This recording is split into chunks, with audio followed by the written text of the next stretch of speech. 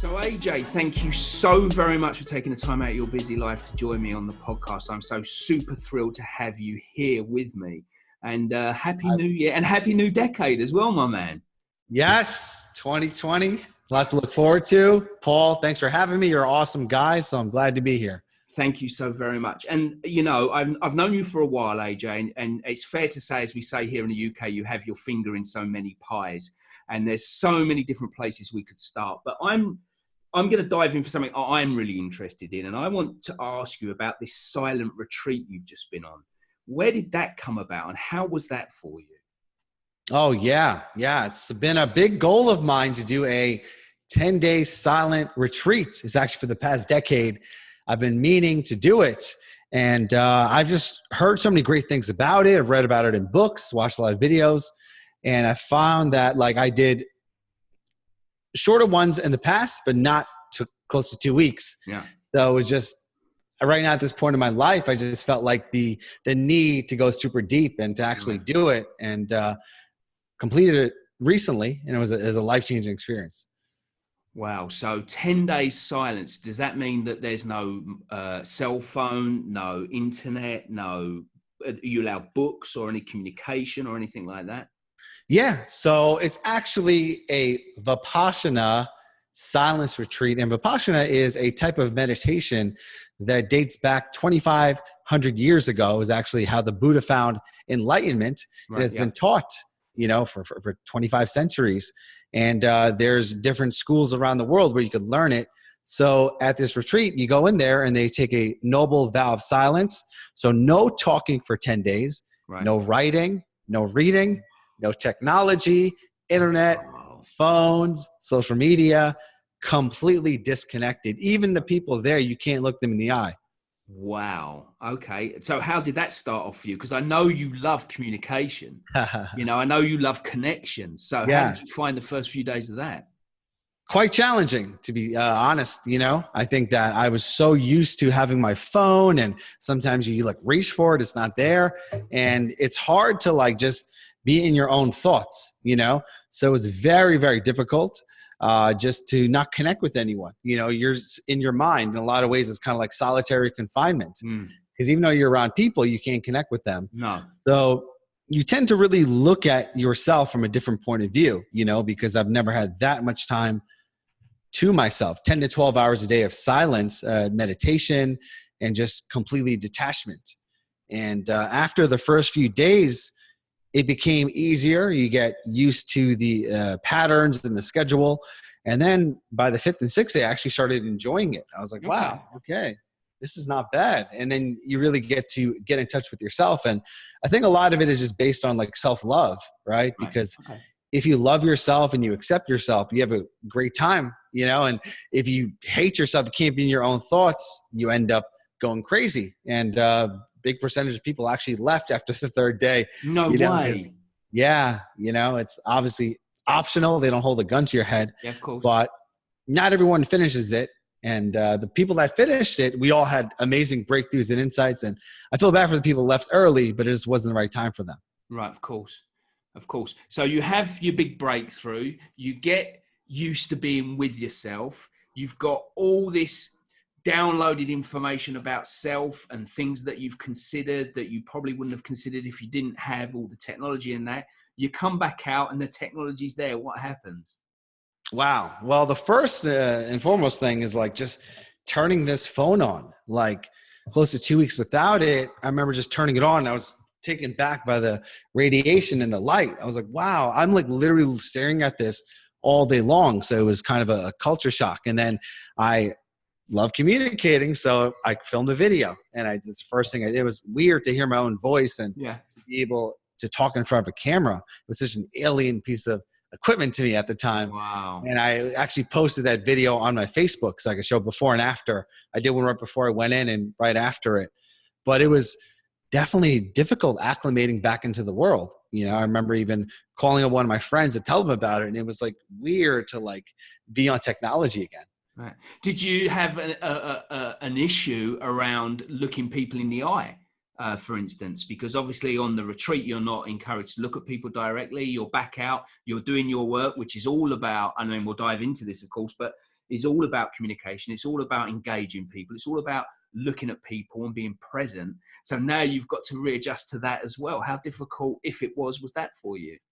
You know, it wasn't difficult. I just find myself staring really deep into people's eyes now. You know, it's kind of like for not doing it now, if I'm at the gym or shopping, I'm looking at people. And sometimes people are taken back. They're like, what was wrong? What's wrong with me? You know, everyone Do you look has at people differently, AJ?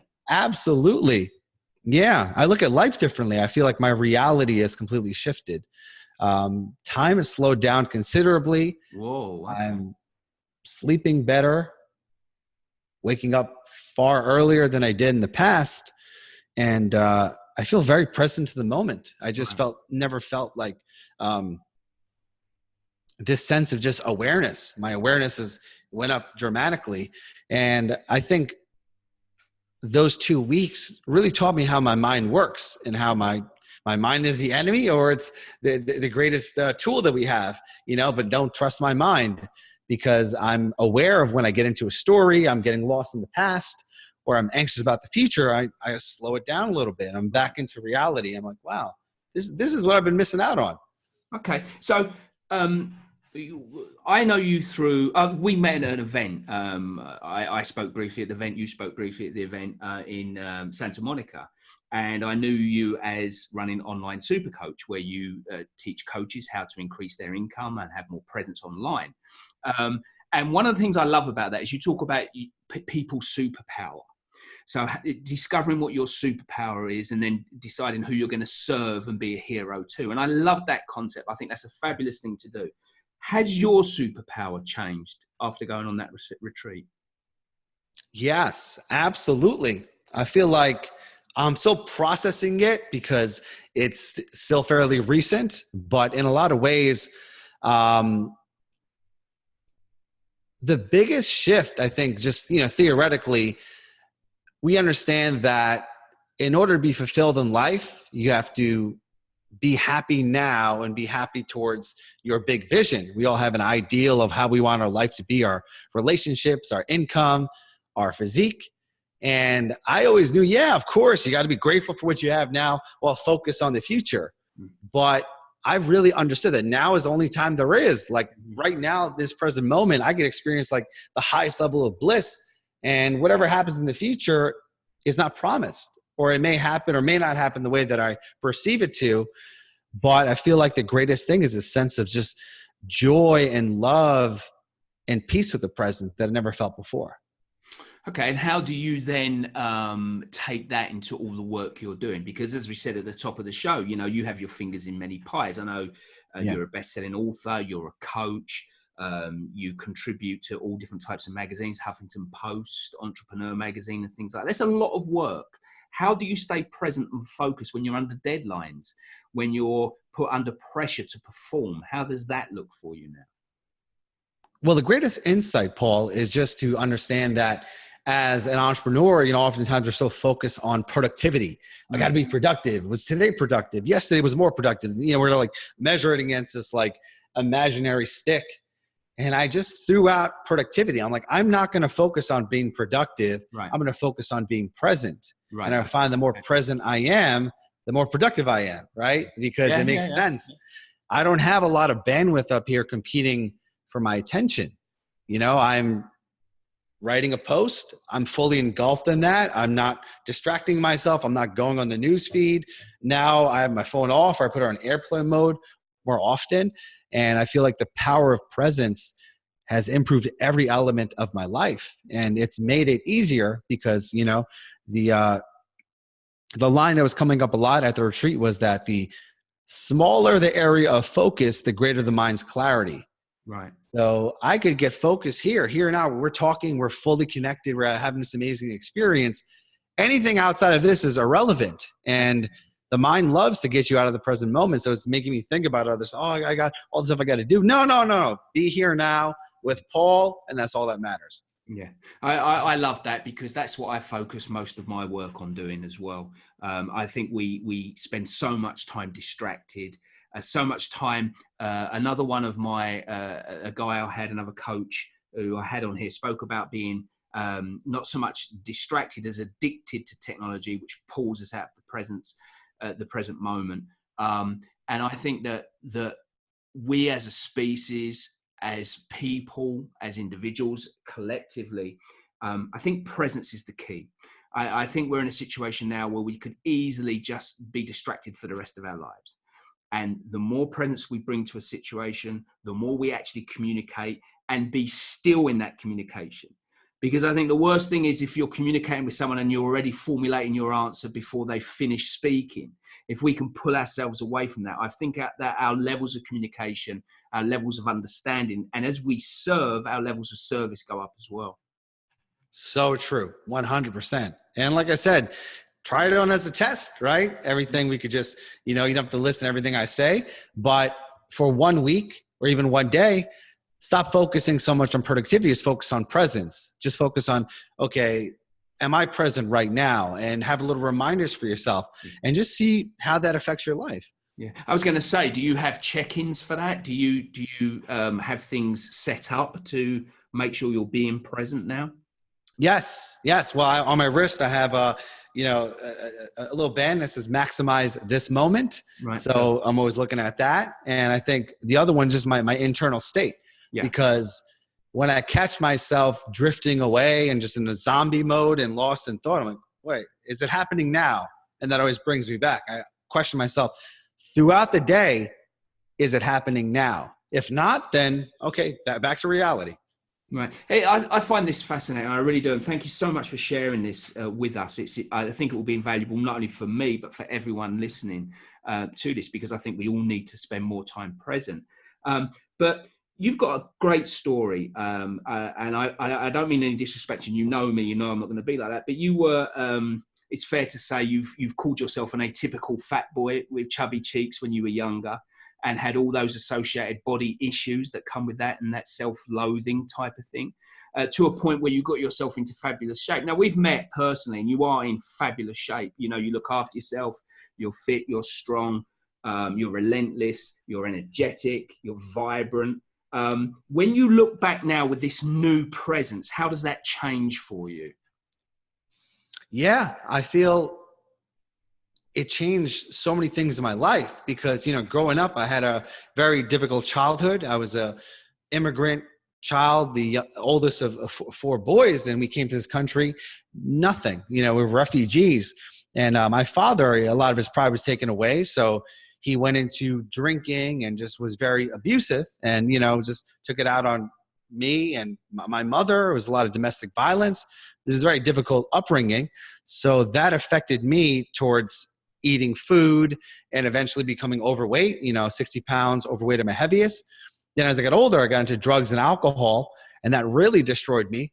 Just drinking until I blacked out, drinking until I threw up, and just did really stupid things with my life. And then overdosing on drugs, crystal meth, cocaine, ecstasy, painkillers, you name it. And sometimes I would take all those in one night and I would end up in the hospital. So I was dealing with a lot of internal chaos until I had a near-death experience. It was a coma that I was in about 13 years ago. That changed my life, and it made me realize, wow, I could have died.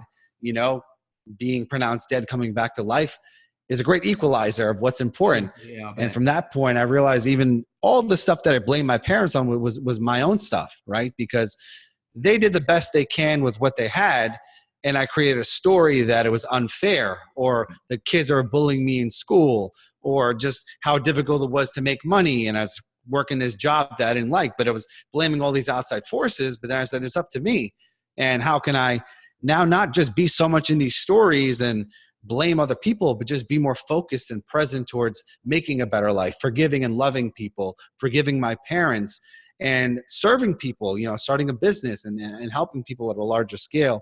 So looking back on my whole life, I feel like being present and taking responsibility has been a great thread of opening new doors. So you have this near-death experience, you have an epiphany, you could say, a moment of clarity, of awareness. And where do you go from there? How do you start taking yourself as someone that's had all this trauma, all these elements of trouble and strife and heartache? And how do you then direct them into something more valuable and start a business? It's a big jump that most people don't make. Now, how do you do it, AJ? I'm a paraphrase a 90s rapper. May you rest in peace, named Biggie Smalls. Oh, yeah, I guess. He's got a great line. He's like, get high on your own supply. Yeah, and there you go.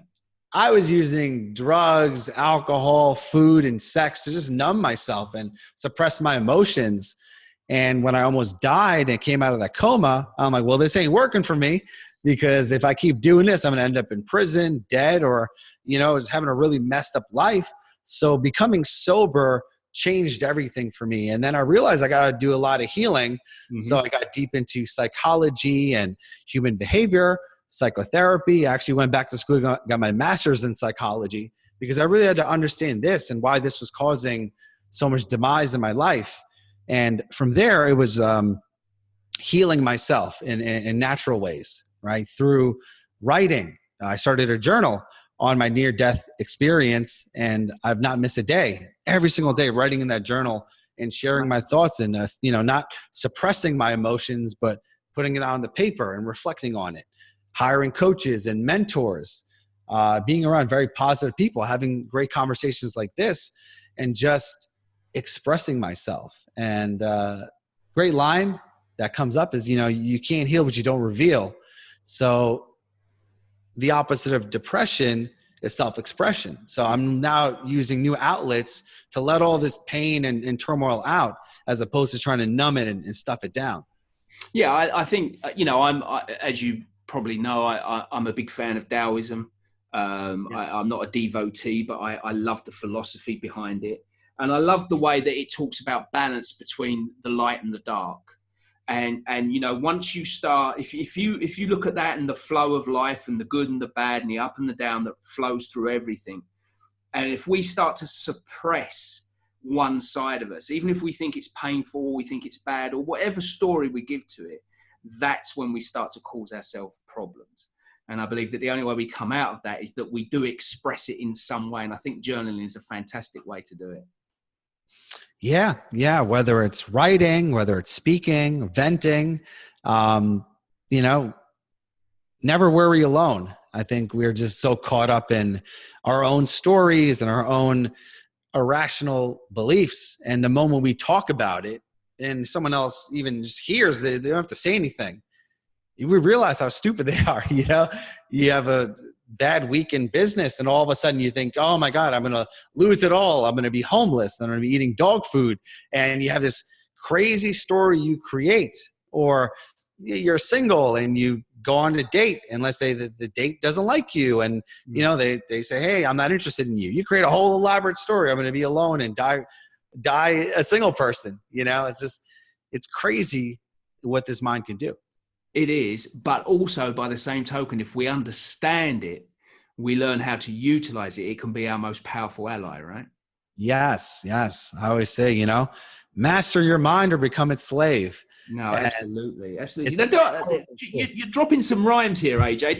Now, I think, did I read, I don't remember this correctly, that at some point you did a rap album. Is that right? Do I remember that right? I did not record it. Right, okay. I'm in the process of putting together like a rap and a spoken word set of songs. Right. I've always been fascinated with hip hop and rhyming. And I was always amazed, how do these rappers get on a microphone and just freestyle off the top of the head and just writing this amazing poetry?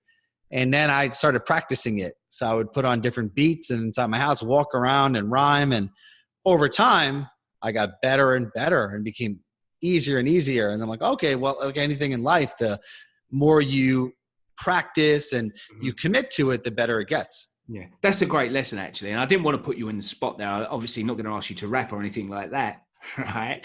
but it's all about that practice, right? It's all about committing to something and then seeing it through. Like you spoke about people leaving after 3 days at the retreat. And, we're very, very good at starting things and not finishing them.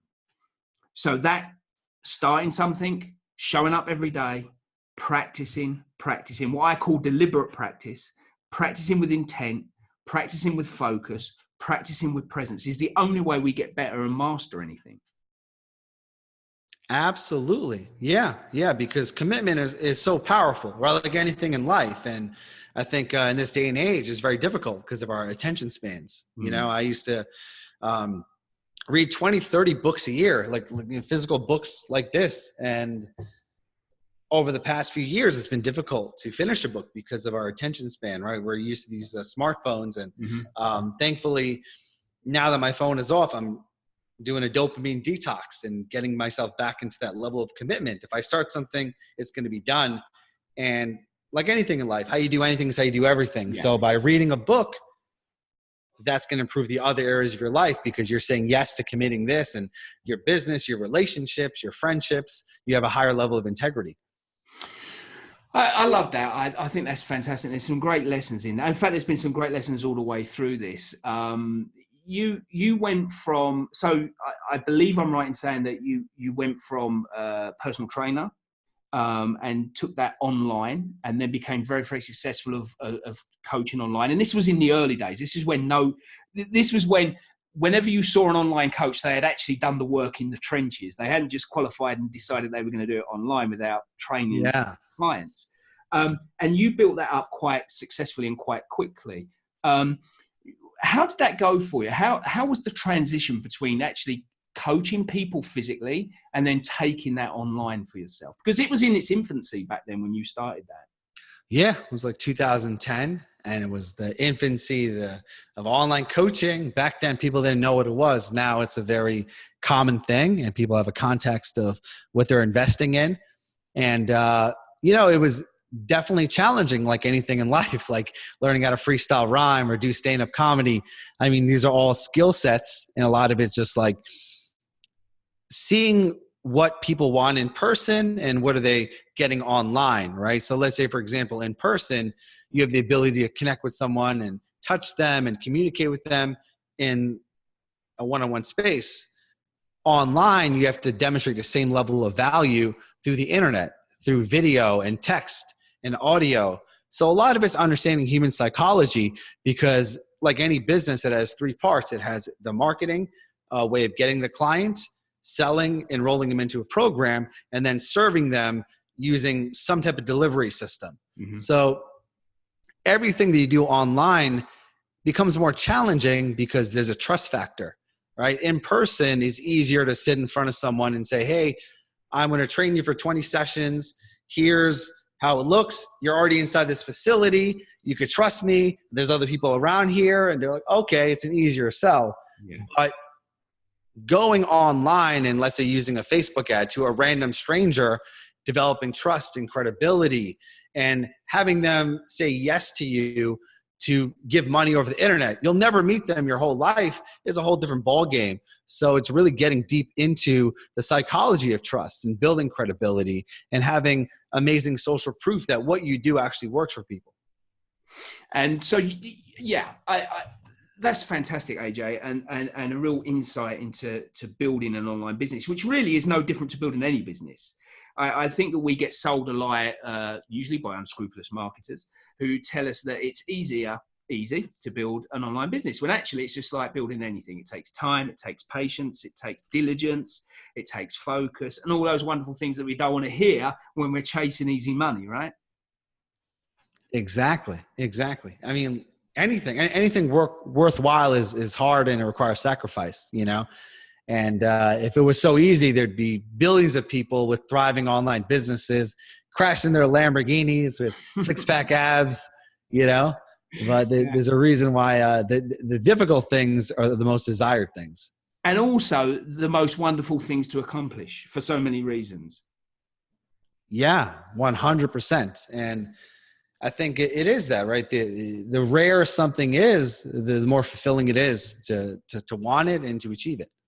So with all that you've done and all the experiences you've had and all the people that you've been able to touch and help and coach and mentor, the people that have seen you do your stand-up comedy, the people that will get exposed to your rap at some point, I'm going to hold you to that. I'm going to badger you for the rest of our days now, don't you? I love accountability. Yeah, you go. What's next for you? Where do you go from here? Yeah, great question. I think the word that I'm theming the year for is impact, just Right. impacting more people, changing more lives, affecting them in a positive way. And I've been just thinking very deeply of like just the thinking exercise. How can I impact a billion people? Wow. Okay. And even though it could be delusional for a lot of people, why would you think that? You can't impact a billion people. You're not Gandhi. You're not Martin Luther King. But no, I'm just thinking. I like doing thinking exercises and asking yourself questions, right? Tony Robbins says the quality of your life is the quality of the questions you ask yourself. So how can I ask questions that make me think bigger? And when I think about impacting a billion people, what comes up for me is, I actually never share this publicly, so this is my own theory, is the fact that when you look at content, especially on YouTube, you get to see what is viral and what doesn't get a lot of views, right? So let's say personal development and inspiration, very few videos are in the millions of views. Many of them are in the thousands or hundreds of thousands. But when you look at music and comedy and movies, they got billions of views, right? So the art form is very, very powerful because it's the way of affecting the masses. So what I was thinking a lot about was like, okay, why am I so drawn to doing comedy and spoken word and performing in a way that entertains people? Is because I want to impact people in a far greater way. Because if I'm just talking about inspiration or spirituality, I'm only going to get a small subset of the population. Yeah. But if they could take the same information and embed it with entertainment, if I'm making them laugh and cry and dance, all of a sudden I'm impacting more people. So how can I impact more people? Well, I have to be better at influencing and entertaining them. Wow.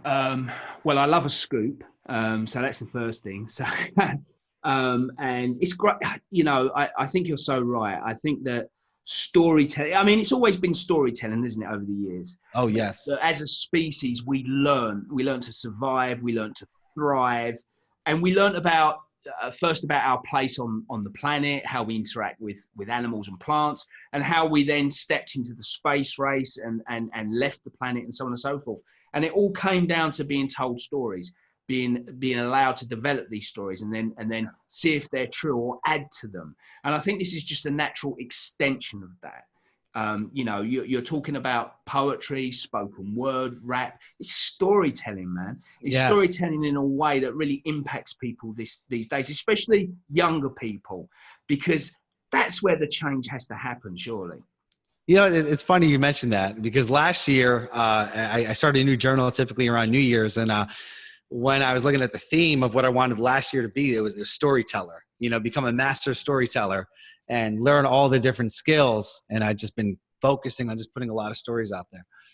Yeah, that's fabulous. I love that, because that ties right back wonderfully to, your success formula for online super coach, which is, what's your superpower? Who are you going to serve? How are you going to serve them? What are you going to tell them? How are you going to engage with them? This is all based around that master storyteller concept.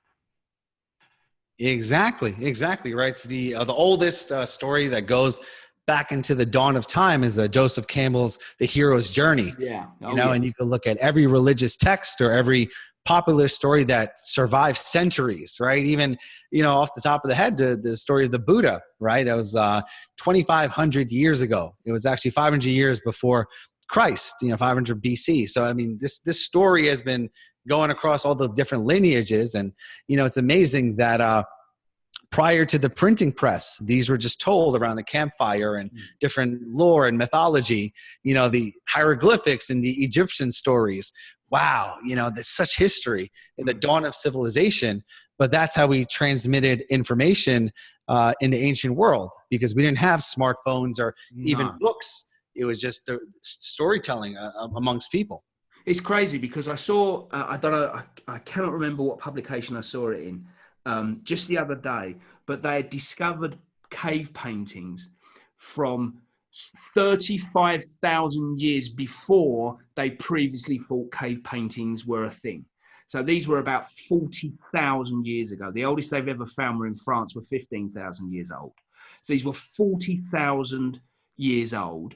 They were deep in a cave. So you'd have had to take in light. You'd have had to build a fire in there. They would have had to have people sitting around. They painted scenes of hunting and dancing and all sorts of things on the wall that survive today. So there's your storytelling around the campfire. There's your art. There's your performance. And there's your smartphone of the day probably as well.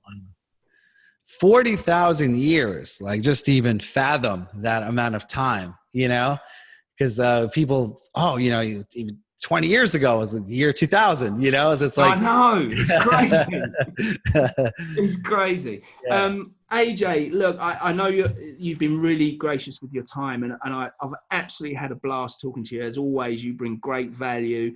You're a tremendously heart-centered guy to speak to. You always give more than you take, which is a sign of a really decent human being, in my opinion. Where can people find out more about you, and where can people connect with you? Yeah, sure thing, Paul. My main website is onlinesupercoach.com. And on there, I have everything from the seminars that I do. I have a podcast. I have different books and also different trainings that I give away for free, different courses that if you want to build an online business, you could just go in for free, build it up, and just take the steps. And also on social media, my name is kind of weird. It's AJ Mihrzad, Mihrzad. If you just Google it, just add me on there and DM me, and I'll be happy to connect with you. I love connecting with like-minded people. Yeah, and AJ, he's not lying when he says that. You know, if you do direct message AJ, he will respond. He replies to all his messages. He replies to all his comments, you know, and he runs his own social media channel as well. You know, he hasn't got, a college kid running it for him. He actually does really care for his tribe, for his crowd, and that's to be applauded. Well, AJ, look, thanks ever so much for joining me. I've had an absolute blast. And let's not leave it so long before we connect again, yeah? Yeah, thanks for having me, Paul. I appreciate you. This is a lot of fun, and I hope you guys got value from this. Let's do it again. Let's do it again. Thanks very much, AJ. My pleasure.